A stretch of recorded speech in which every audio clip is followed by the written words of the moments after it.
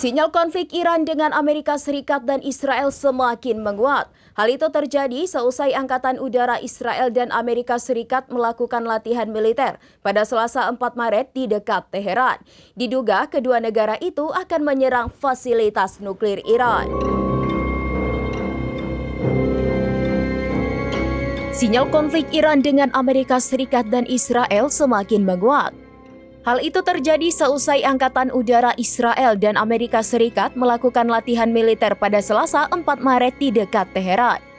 Diduga kedua negara itu akan menyerang fasilitas nuklir Iran. Dikutip dari Tribunnews.com, pasukan pertahanan Israel mengkonfirmasi latihan militer itu. Latihan yang sangat kritis itu diduga memberikan pesan kepada Iran. Pesan itu terkait potensi serangan Amerika Serikat Israel terhadap fasilitas nuklir Teheran. Dalam latihan militer ini, dua jenis jet tempur melintas di langit Mediterania Timur. Terlihat jet tempur F-35 dan F-15 Israel berlatih bersama pesawat pengebom strategis jarak jauh B-52 Amerika Serikat.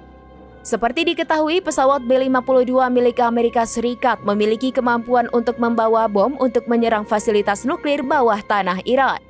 Latihan gabungan ini dianggap sebagai unjuk kekuatan terhadap Teheran selama masa ketegangan. Terlebih latihan ini terjadi pada saat waktu sensitif di Timur Tengah. Pasalnya, gencatan senjata Israel Hamas belum meraih kesepakatan hingga saat ini.